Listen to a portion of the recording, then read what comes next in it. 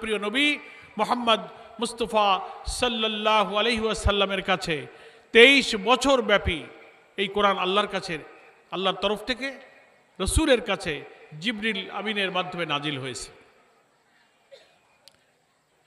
মানুষের জীবনে, সমাজে, পরিবারে, রাষ্ট্রে, দেশ চালাতে, সমাজ চালাতে কি আইন লাগবে আল্লাহ তাআলা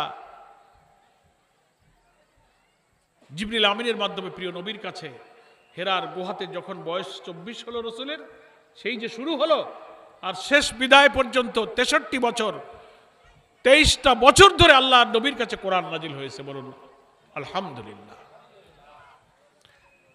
সেই কোরআনের পরিচয় আল্লাহ দিচ্ছেন যে এটা হলো হুদা, এটা হলো আইন। এটা শুধু পড়ে বুকে মুখে চুমু খাওয়া, ফু দেয়া, পানি পড়া দেয়া, কাপড় দিয়ে তাকের উপরে রেখে দিলাম, তদবির করলাম, সেই কিতাব না। এটা যদি তুমি করো, এটার প্রতি অতিরিক্ত সম্মান মর্যাদা করলে। কিন্তু কোরআন হলো পড়া, বোঝা, সেটা দিয়ে জীবন এবং সমাজ চালিয়ে মানুষের জীবনের দুঃখ কষ্ট দূর করার জন্য আল্লাহ এই কোরআনকে নাজিল করেছেন।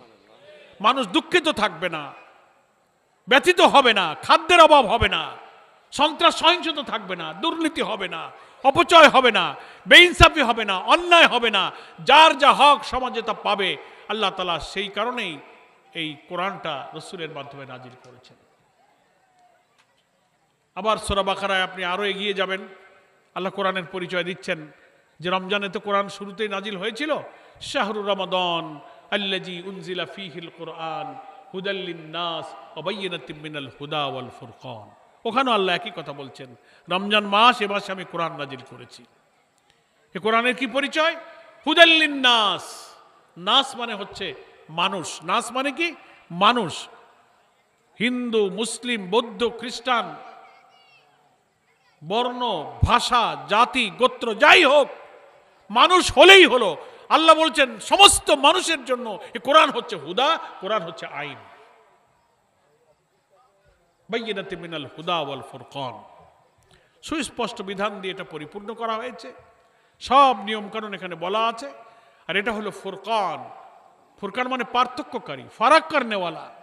ভালো মন্দ, হালাল হারাম, সত্য মিথ্যা, ন্যায় অন্যায়, ঠিক বেঠিক, জুলুম ইনসাফকে পার্থক্য করেছে যে কিতাব, সেই কিতাবের নাম হচ্ছে ফুরকান।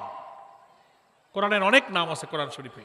কোরআন আছে, ফুরকান আছে, নূরুন কিতাব মুবিন আছে, অনেক নাম আছে কোরআন শরীফে। কোরআনের আরেক নাম হচ্ছে ফুরকান। আমার সম্মানিত মুসল্লিয়ানে কেরাম, মা এবং বোনেরা, এই কথাগুলো আমার মনে আসলো এই কারণে, তাফসিরুল কোরআন তো, কোরআনের মর্যাদা কত, কোরআনের বরকত কত, কোরআন কেন এসেছে রসূলের কাছে? সমাজকে বদলে দিতে, ইনসাফের জন্য, মানুষের যার যা হক, রাষ্ট্র, সমাজ, দেশ, পরিবার যেন দুর্ভোগে না থাকে, এই জন্যই আল্লাহ তাআলা কোরআনকে নাজিল করেছে। আল্লাহ তাআলা এই কোরআনকে নাজিল করে কোরআনের স্পিরিচুয়াল পাওয়ার সম্পর্কে আল্লাহ আরো একটা আয়াত নাজিল করেছেন। পাহাড়ের উপরে কোরআন দিতে চাওয়া হয়েছিল অনেক মাখলুকের, আল্লাহর অনেক অসংখ্য মাখলুক আছে, কিন্তু কেউ কোরআনের এই ভার নিতে চায়নি। এর এত দায়িত্ব, এত ওজন, এত কর্তব্য। আল্লাহ সে কথাই আবেগময় ভাষায় বলেছেন, লাউ আনজালনা হাযাল কুরআনা আলা জাবাল লারাআইতাহু খাশিয়াম মুতাসাদ্দিয়াম মিন খাশিয়াতিল্লাহ। কোরআনের আয়াত, লাউ আনজালনা হাযাল কুরআন, আমি যদি এই কোরআনকে নাজিল করতাম আলা জাবাল, জাবাল মানে পাহাড়, সবাই বলুন জাবাল মানে কি? পাহাড়। আল্লাহ বলছেন লাউ আনজালনা হাযাল কুরআন আলা জাবাল, এই কোরআন তো মানুষ তোমার কাছে দিয়েছি মানুষের চেতনায় আঘাত করার জন্য, বিবেককে জাগিয়ে তোলার জন্য। আল্লাহ উদাহরণ দিচ্ছেন, তুমি তো চেতনা সম্পন্ন, বোধ সম্পন্ন, জ্ঞান সম্পন্ন মানুষ, ভালো মন্দ বুঝতে পারো, চোখ আছে, কান আছে, অনুভূতি আছে, দুঃখ বেদনা বোঝো, হাসি কান্না তোমার মধ্যে আছে। পাহাড় হচ্ছে নির্জীব নিষ্প্রাণ একটা পদার্থ, পাথর। তার উদাহরণ দিয়ে বলছেন লাউ আনজালনা হাযাল কুরআনা আলা জাবাল, আমি যদি এই কোরআন তোমাদের মানুষের কাছে না দিয়ে পাহাড়ের কাছে দিতাম, রাআইতাহু, তুমি দেখতে, খাশিয়াম মুতাসাদ্দিয়াম মিন খাশিয়াতিল্লাহ, কোরআনের দায়িত্বের ভারে, কোরআনের এই দায়িত্বের ভয়ে পাহাড় ফেটে চূর্ণ বিচূর্ণ হয়ে যেত। বলুন আল্লাহু আকবার, সুবহানাল্লাহ। কোরআন কত বড় স্পিরিচুয়াল, আধ্যাত্মিক শক্তি রাখে। অথচ আজকে এই আয়াতের উদাহরণটা দিয়ে আল্লাহ আমাদেরকে শিক্ষা দিচ্ছেন, চেতনা সম্পন্ন মানুষের কাছে কোরআন দিলাম, তোমাদের জীবন বদল হয় না, তোমরা না খেয়ে থাকো, মারামারি করো, সন্ত্রাস, মাদক, নাফরমানি, মানবরচিত মতবাদ দিয়ে তোমাদের দেশ চলে, তোমাদের বিবেক জাগে না, জাগ্রত হও না, তোমরা ঘুমিয়ে থাকো, নির্জীব থাকো। কিন্তু নিষ্প্রাণ নির্জীব পাথর যে কথা বলতে পারে না, সেই পাথরের কাছে যদি আমি কোরআন দিতাম, লারাআইতাহু খাশিয়াম মুতাসাদ্দিয়াম মিন খাশিয়াতিল্লাহ, এই কোরআনের দায়িত্বের ভয়ে পাহাড়টাও ফেটে টুকরা হয়ে যেত। এটা একটা উদাহরণের আয়াত। কোরআনে কয়েক রকম আয়াত আছে, আয়াতে আমসাল বলা হয়, উদাহরণের আয়াত। আল্লাহ উদাহরণ দিচ্ছেন। আমরা অনেক সময় মানুষকে অনেক উদাহরণ দিই না, যে তুই কথা বলিস না কেন, তুই কি পাথর হয়ে গেছিস নাকি, কিছু বল, কি বলে না? আসলে তো সে পাথর হয়নি। উদাহরণ, মানুষকে আল্লাহ উদাহরণ দিচ্ছেন, চেতনা জাগানো, কি পরিমাণ অধপতন, নিম্নগামিতা আমাদের হয়েছে, এটা আল্লাহ তাআলা বোঝানোর জন্য এই সব আবেগময় উদাহরণ দিয়েছেন। আমরা যারা এখানে বসে আছি, কোরআনের আয়াতের তাফসীর শুনতেছি, আমাদের সবার একটা বিবেক আছে না, মন আছে না? হাসি, কান্না, দুঃখ, কষ্ট দেখলে আমাদের হৃদয় জাগে না?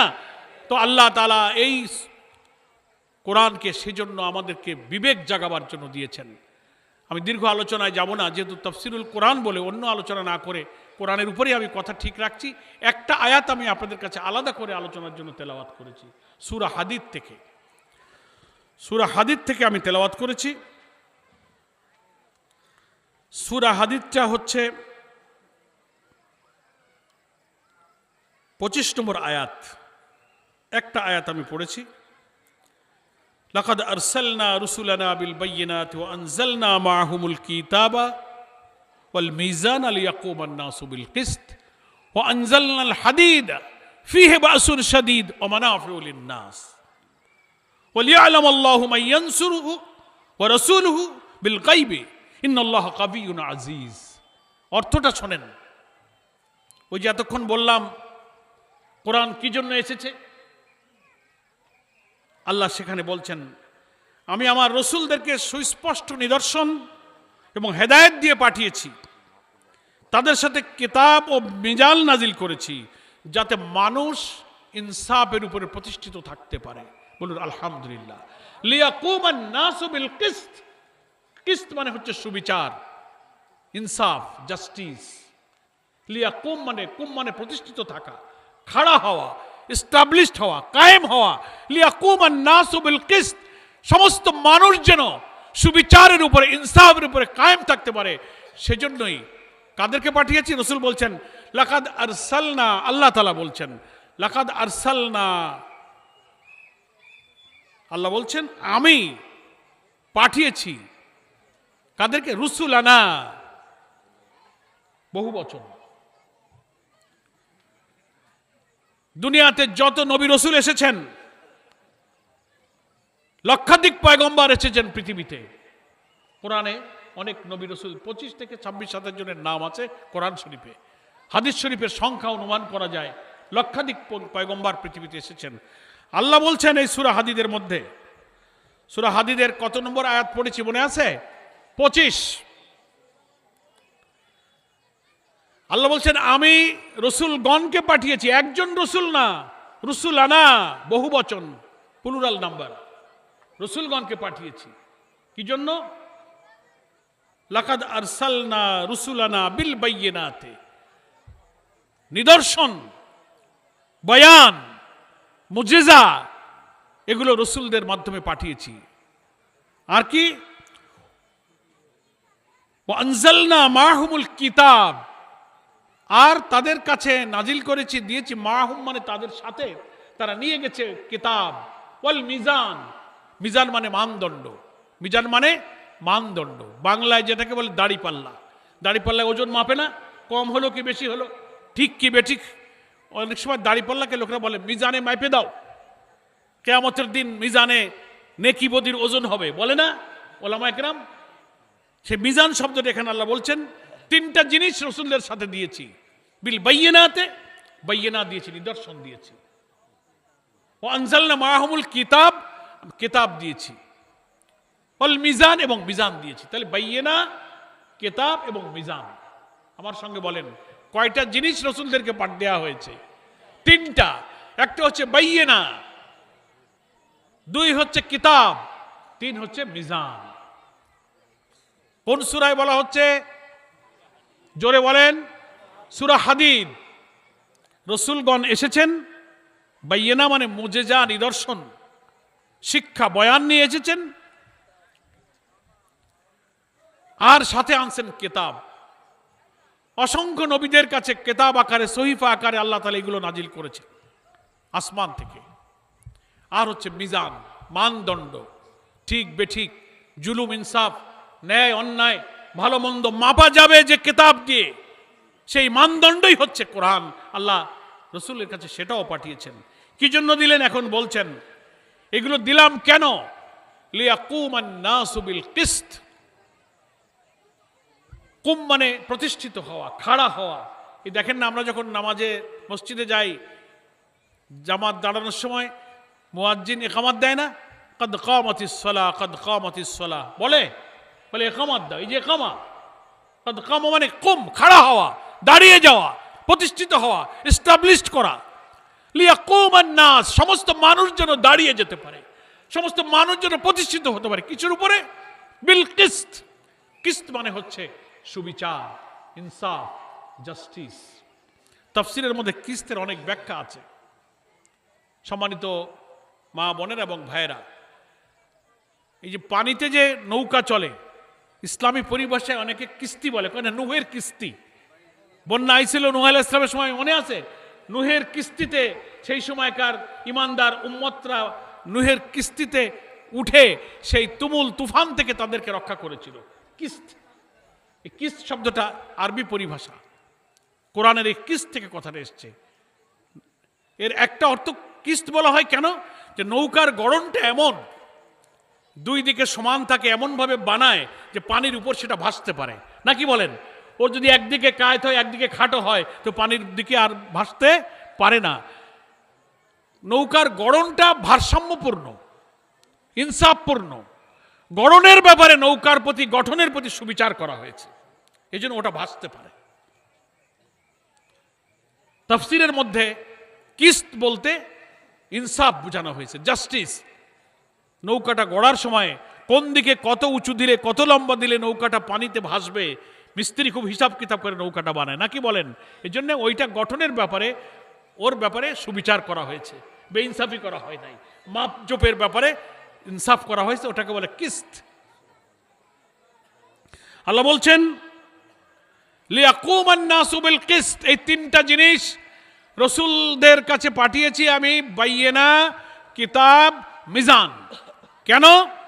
সমস্ত মানুষ, নাস মানে পৃথিবীর সব মানুষ, whole mankind of the world, হিন্দু হোক, বৌদ্ধ হোক, খ্রিস্টান হোক, ইংরেজ হোক, বাঙালি হোক, পাকিস্তানি হোক, হিন্দি হোক, সাদা হোক, কালো হোক, নাস শব্দ দিয়ে সমস্ত মানব জাতিকে আল্লাহ তাআলা মিন করেছেন।